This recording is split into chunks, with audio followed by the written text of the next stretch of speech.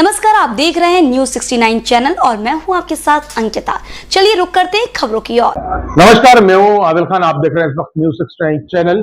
जी, इस वक्त हम मौजूद हैं मध्य प्रदेश की राजधानी भोपाल के वार्ड क्रमांक 41 में। जैसा कि आप जानते हैं, इस बार उपचुनाव की प्रक्रिया शुरू हो चुकी है। 5 जनवरी को चुनाव होना है, उपचुनाव वार्ड क्रमांक 41 के अंदर।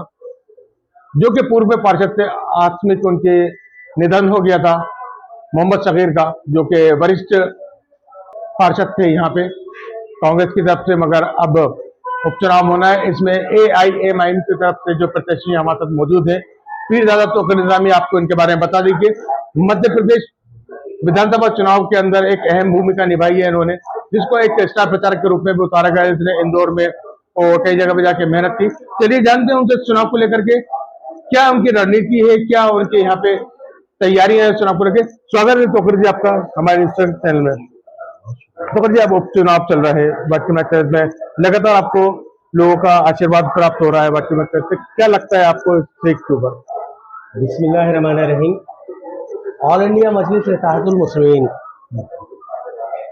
चाहे वो छोटा चुनाव हो बड़ा चुनाव हो, सारे चुनाव के लिए हमेशा से हम लोग तैयार रहते हैं। और इस वार्ड में जो अभी आप देख रहे हैं कि उपचुनाव हो रहा है, मेन जो समस्या है उसको लेकर के वार्ड का अभी तक किसी भी तरह का कोई विकास नहीं हुआ है। जैसे मान लीजिए, कांग्रेस का परंपरागत पूरी तरह से ये वार्ड रहा है। इस वार्ड में आज भी समस्याओं का ढेर है, गंदगी का ढेर है, अंबार लगा हुआ है, जनता परेशान है, रोड नाली बहुत सारी समस्याएं हैं जो आज तक नहीं बनी है। कांग्रेस जीतने के बाद, चूंकि ये मुस्लिम वार्ड है, मुसलमानों का वोट हासिल करने के बाद कभी भी उन्होंने पलट कर इस वार्ड की तरफ नहीं देखा आज तक।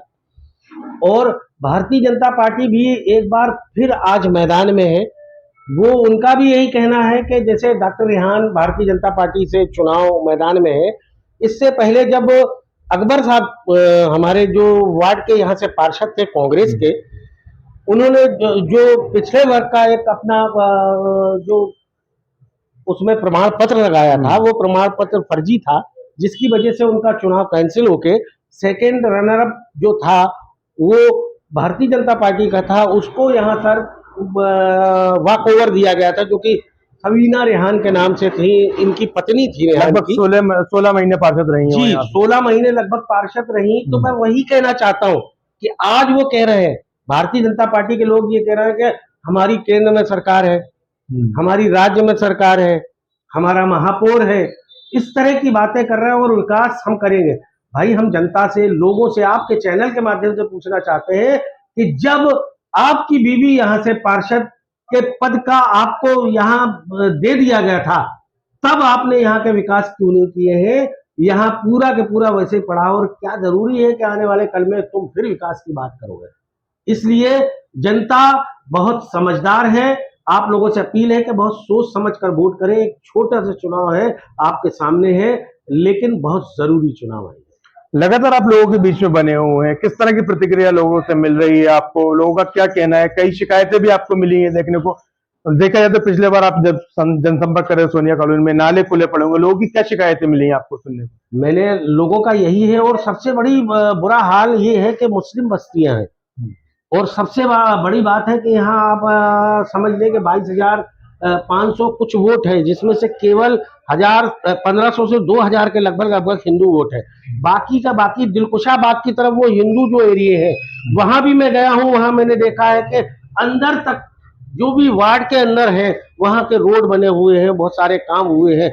लेकिन जब मैं पलटकर इन्हीं मुस्लिम बस्तियों में आता हूँ, जो झोली भर भर कर इस कांग्रेस को वोट कर रहे हैं और बीजेपी को भी वोट देने की बात करते हैं, जब मैं वहां जाता हूं तो देखता हूं कि पूरी की पूरी समस्याओं का ढेर है, गंदगी का अंबार है, रोड बने हुए नहीं है, नालियां पूरी उफान रही है, नालियों से पानी बाहर निकल रहा है, गंदगी में लोग रहने को मजबूर है।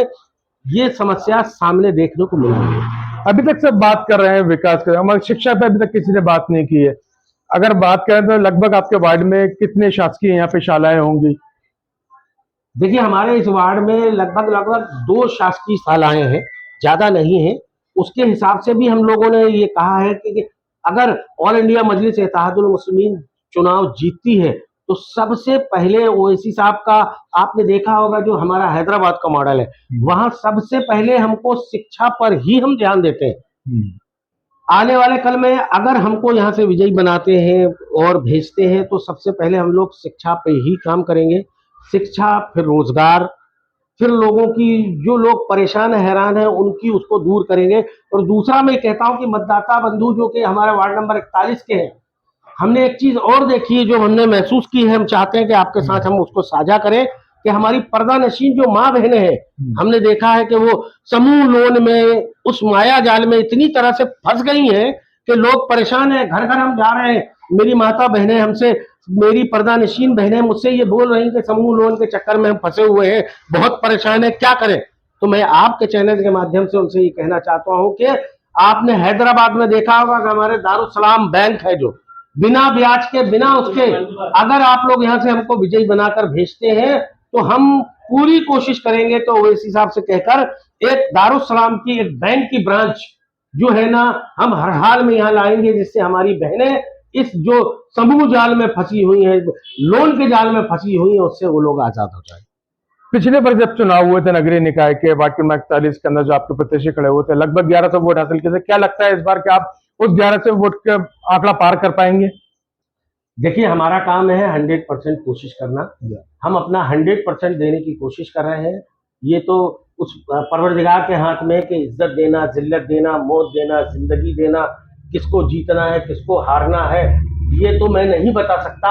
मेरा काम है कि मुझे पार्टी का काम और 100% अपना मैं दे रहा हूं, और अल्लाह के हाथ में जो भी आएगा उसको मैं सोता हूं। लगभग 9 प्रत्याशी इस वार्ड से खड़े हुए हैं, जिसमें 4 पार्टियां हैं और बाकी 5 जो है निर्दलीय हैं। आपको क्या लगता है टोकन इंतजामी की फाइट किससे हो सकती है इस चुनाव के अंदर? देखिए, निश्चित तौर पर हमने देखा है अभी घूमकर, पूरा भारतीय जनता पार्टी से हमारी सीधी टक्कर है।